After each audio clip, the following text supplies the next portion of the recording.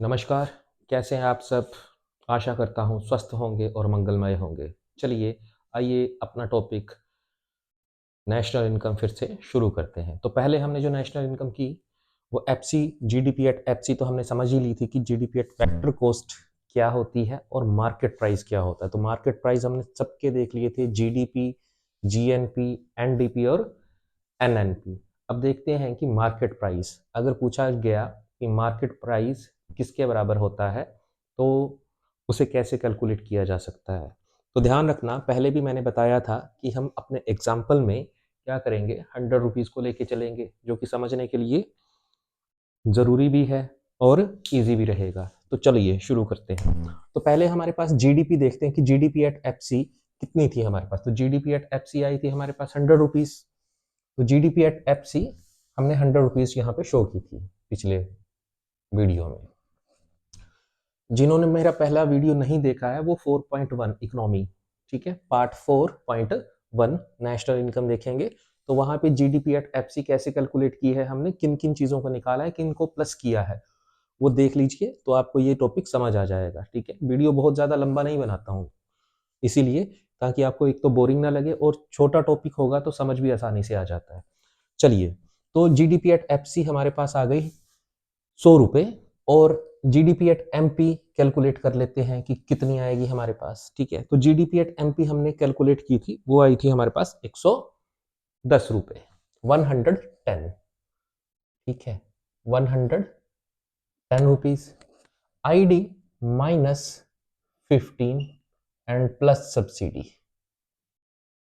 ठीक है जी, तो 110 प्लस 5 कितने हो गए हमारे पास, 115, 115 और -15, तो हमारे पास आ जाते हैं 100 रुपीज। तो जीडीपी एट एफसी हमारे पास कितनी आ गई, 100 रुपीज आ गई। ठीक है जी, तो ध्यान रखना कि सब्सिडी प्लस कहाँ होगी, माइनस कहाँ होगी। ठीक है, तो जब भी आप सामान लेने जाएंगे मार्केट में, ठीक है, कोई भी सामान खरीदा जाता है, जैसे एग्रीकल्चर का कोई सामान खरीदा जा रहा है, ठीक है, तो मार्केट प्राइस कितना होगा हमारे पास तो वो आ गया 110 रुपए। ठीक है जी, तो माइनस कितने हैं, 15 रुपए, और प्लस क्या आ गई, सब्सिडी। अब इसके समझ के देखिए कि जीडीपी एट एफसी की बात कर रहा है कि GDP eight MP.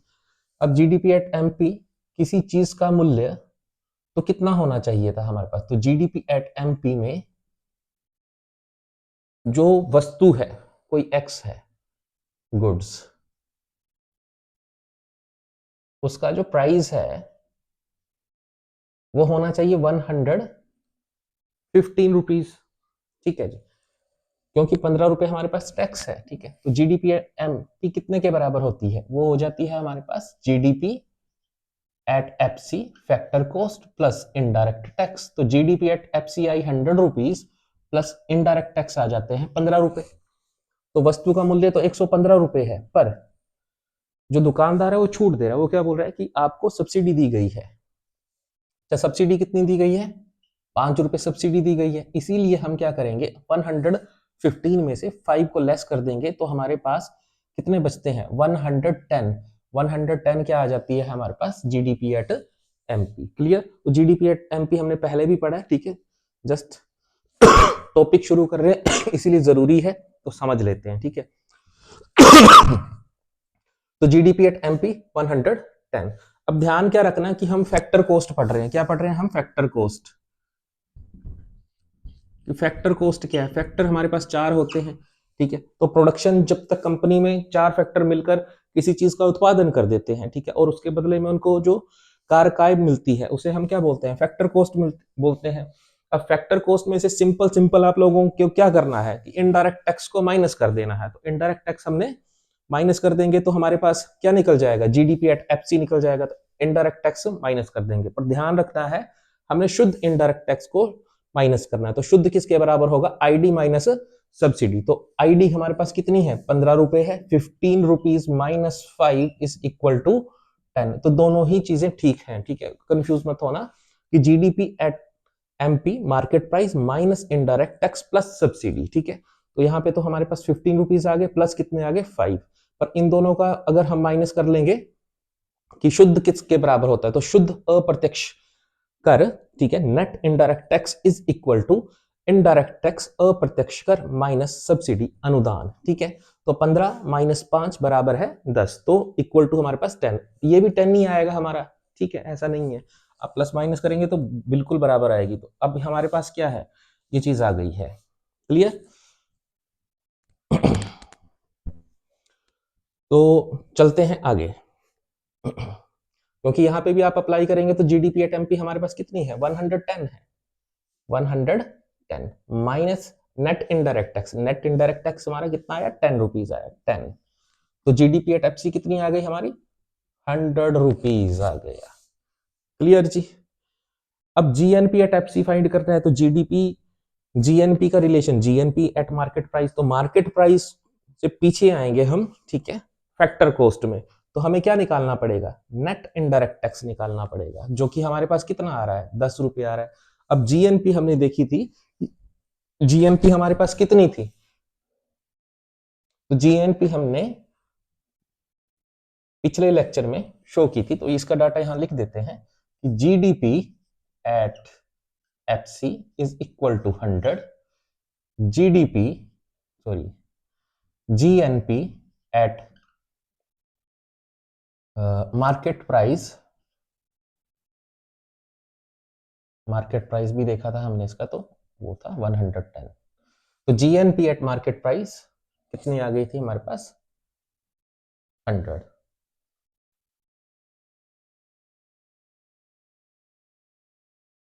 NDP at market price 90 and NNP at market price is equal to 80।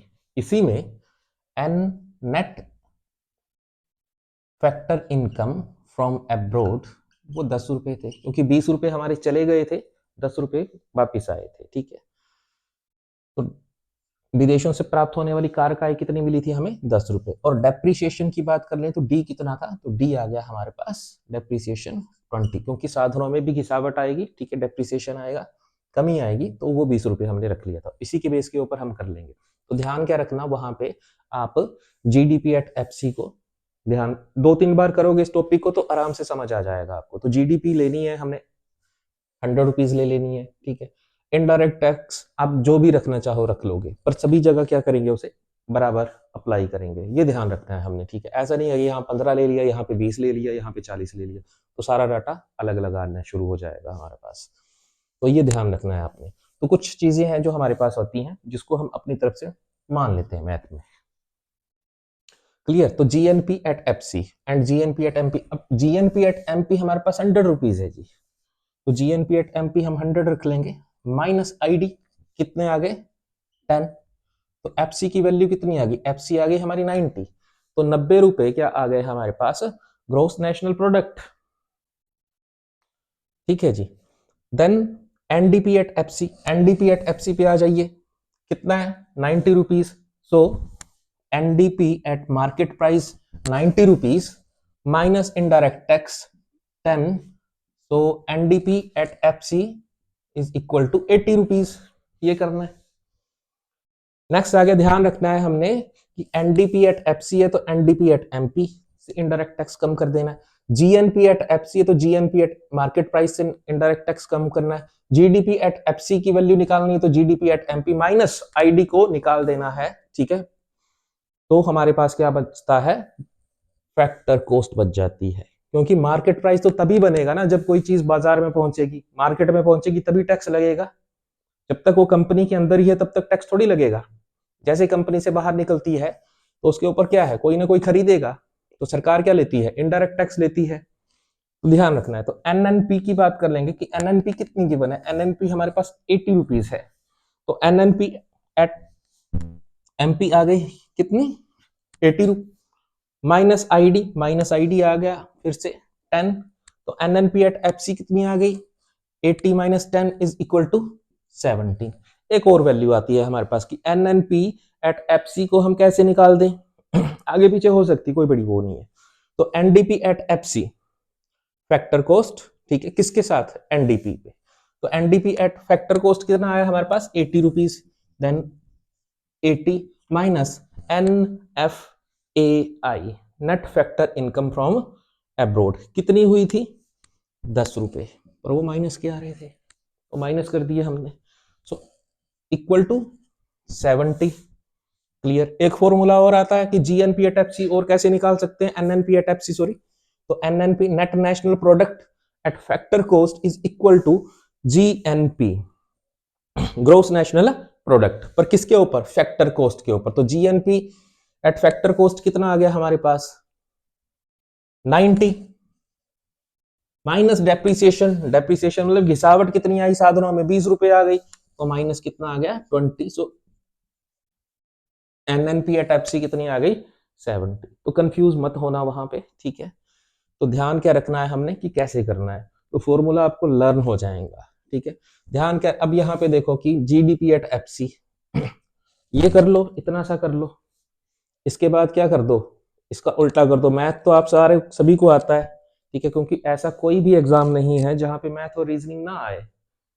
तो अपने अकॉर्डिंग टू मैथ के रूल यहाँ पे लगा दीजिए और सारा कुछ आपको मिल जाएगा। क्लियर।